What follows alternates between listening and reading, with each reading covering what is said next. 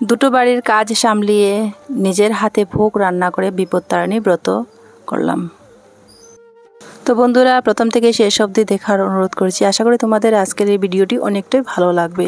তো সঙ্গে থাকো, দেখতে থাকো। আর অনেকেই আমার পরিবারে নতুন সদস্য হয়ে এসছো, প্লিজ ধৈর্য ধরে থেকে যেও, সময় হলে আমিও তোমাদের পরিবারে যাব। ভিডিওটি প্রথম থেকে শেষ অবধি দেখার অনুরোধ করছি। এটি ছিল বিপত্তারিণী পুজোর ঠিক আগের দিনে। যেখানে থাকি সেই বাসার কাজ সামলিয়ে যাওয়ার সময় কিছু খরচপাতি নিয়ে সেই সমস্ত জিনিসগুলো যে ঠিকঠাক জায়গা মতো রেখে দিচ্ছি। আর এদিকে পুকুর পাড় থেকে কিছু কলাপাতা নিয়ে এসেছি, যেগুলো পুজোর কাজে ব্যবহৃত হয়। আর এদিকে আকাশ দেখো মেঘাচ্ছন্ন হয়ে আছে, আর পুকুর পাড়টা কত সুন্দর লাগছে তখন। আর এদিকে একটা পেয়ারা গাছে পেয়ারা ছিল, সেটাও পেড়ে নিয়েছি। আর এদিকে দেখো আমাদের পুকুর, কত মাছ খেলা করছে। যখন আমি ভিডিওটি করতেছিলাম তখন মাছগুলো কোথায় লুকিয়ে গেছে, হারিয়ে যাচ্ছে। আমার কাছে অনেকটা ভালো লাগলো, তাই তোমাদের সাথে একটু শেয়ার করি। আর আগের মুহূর্তে কিন্তু আমি আমার বড়মশাই একটু বাজারে গিয়েছিলাম ফলমূল নিয়ে আসার জন্য। আর এটা হচ্ছে পুজোর দিন সকালবেলা। শুভ সকাল আমার প্রিয় পরিবার, কেমন আছো সবাই? আশা করি সবাই ভালো আছো, সুস্থ আছো। আর আমরাও আছি মোটামুটি ভালো। নতুন দিনে নতুন একটা ব্লগে তোমাদের সবাইকে অনেক অনেক স্বাগত আর অনেক অনেক ভালোবাসা জানিয়ে শুরু করছি আজকের ব্লগ। আমি স্নান টান সেরে পুজো দিতে এসেছি। আর এই যে আমার মাথা পুরো ভিজে, গামছাটা মাথায় বাঁধা ছিল। তো চলো আমি আমার জায়ের সাথে তোমাদের পরিচয় করে দিই, যারা জানো না আমার জাকে। তো চলো আমি জাকে একটু পরিচয় করে দিই। এ হচ্ছে আমার ছোটো জা। আজ হচ্ছে 13 ফলের ব্রত, তার জন্য বানাচ্ছি সুজি। আর এদিকে জোগাড় করে নিলাম 13 ফুল। আর এদিকে 13টা গিট্টু দিয়ে লাল সুতো মায়ের ঘটের উপর দিতে হবে, আর আলাদাভাবে লাল সুতো রাখতে হবে।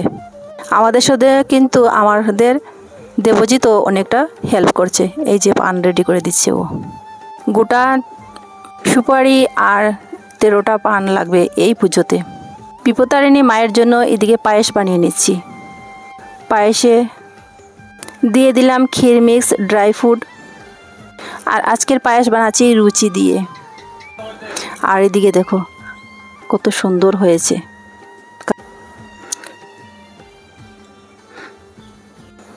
তো এই যে আমার কমপ্লিট হয়ে গেল মায়ের জন্য পায়েস।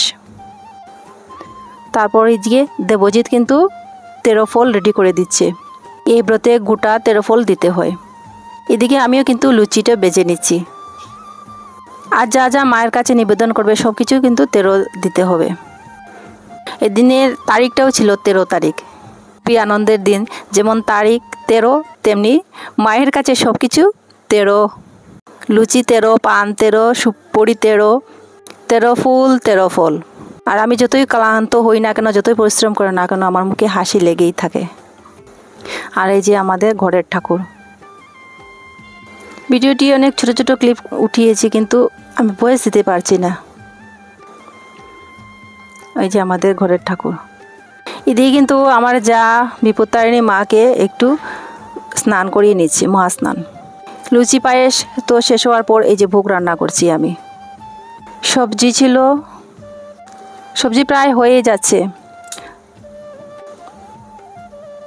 এদিকে আমরা দুই যা মিলে পুজোটা করে নিচ্ছি। আর এদিকে আমার শাশুড়ি মা বসে দেখিয়ে দিচ্ছেন কিভাবে কি করতে হবে। আমাদের যতই নিয়ম জানা থাকুক না কেন, আমাদের শাশুড়ি মা কিন্তু বসে এগুলো নিয়মগুলো দেখিয়ে দিচ্ছেন। জানা থাকলে কি হচ্ছে, আমি বারবার কিন্তু মাকে জিজ্ঞেস করছি মা কীভাবে কী করতে হবে। জিজ্ঞেস করাটা হচ্ছে বড়োদেরকে সম্মান করা, নইলে তো আমি আমার নিজের ইচ্ছে মতো করে নিতাম। তাতে কিন্তু মা মনে মনে দুঃখিত হতেন। এদিকে তো দেখতেই পাচ্ছ খিচুড়িটা প্রায় হয়ে যাচ্ছে, আর ডালনাও হয়ে গেছে। এইবার 5 রকমের ভাজা বড়া সেগুলো করে নিচ্ছি।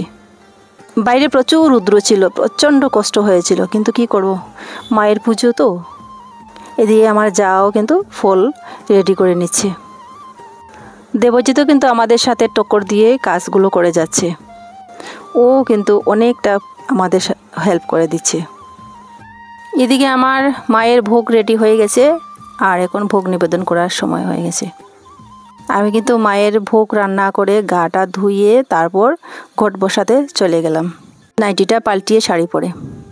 আর আমি যেহেতু বড় যা, তাই মা বললেন যে তুমি ঘটটা বসিয়ে দাও। এই যে মায়ের ঘটটা বসিয়ে দিচ্ছি। ঘটের নিচে প্রথমে আবির দিলাম, তারপর ধান, আর এইপর ঘটটা বসিয়ে দেব। ঘটের মধ্যে স্বস্তিক এঁকে 13টা সিঁদুরের ফুটা, 5টা আমের পল্লব, ভেতরে তুলসী পাতা, সোড়া মধ্যে চাল, তারপরে দূর্বা তুলসী পাতা দিয়ে ঘটটা বসাতে হবে। ঘটের মধ্যে অল্প গঙ্গা জলও দিতে হবে। ব্রাহ্মণ যদি আসতেন তাহলে কিন্তু ঘটে নারকেল দিতে হয়। আর যেহেতু আমরা নিজে নিজে পুজোটা করে নিচ্ছি, তাই ঘটের মুখে কলাও দিয়ে দিলাম। তারপর জোগাড় দিয়ে আমরা 2 যা মিলে মায়ের ঘটটা বসিয়ে দিয়েছি। আমাদের ঘরে কিন্তু মা বিপত্তারিণী ব্রত প্রত্যেক শনিবারে হয়, কিন্তু 13 ফলের ব্রত কিন্তু আমরা 2 যা মিলে এইভাবে করে নিই।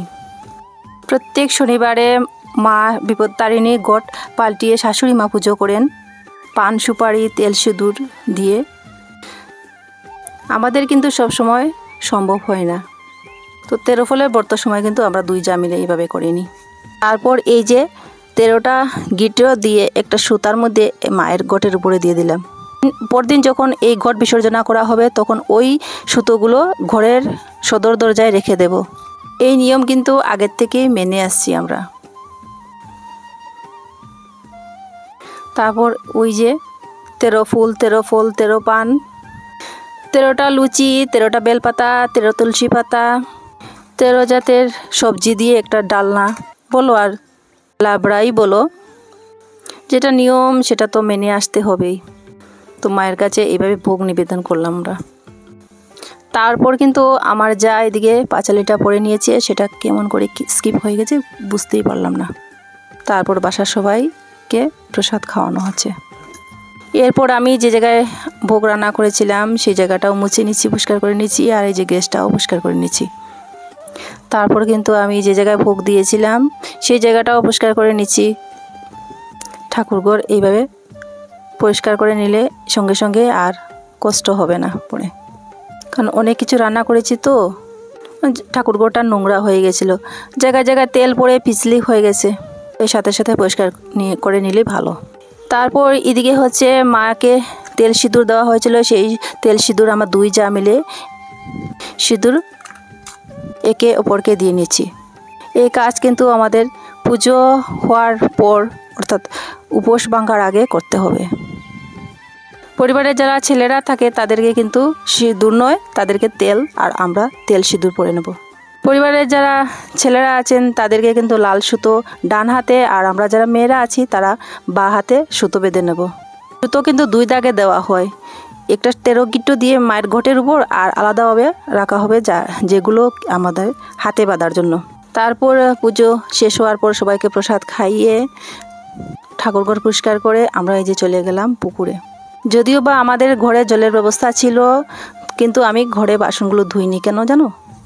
বাসনের মধ্যে প্রসাদ লেগে আছে, আর সেই প্রসাদ যদি নোংরা জায়গায় পড়ে তাহলে তো অনেকটা পাপ হবে আমাদের। প্রসাদগুলো যদি জলে ফেলে দিই মাছেও খেয়ে নেবে। আর এদিকে সন্ধ্যাবাতি আমার শাশুড়ি মা দিয়ে নিয়েছেন। আর সারাদিন ক্লান্ত পরিশ্রম করার পর কিন্তু আমার শরীরটা খুব খারাপ করেছিল, তাই আমার যা আমাকে মাথায় একটু তেল দিয়ে নিচ্ছে।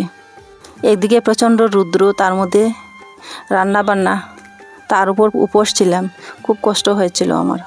বন্ধুরা, ভিডিওটা আজ এই পর্যন্ত, দেখা হচ্ছে পরবর্তী ভিডিওতে। সবাই সুস্থ থেকো, ভালো থেকো, সাবধানে থেকো। আমার পরিবারের সাথে আমার ইউটিউবের পরিবারের সকলের জন্য ঠাকুর মঙ্গল করো, এই কামনা করে আজ বিদায় নিচ্ছি। টাটা।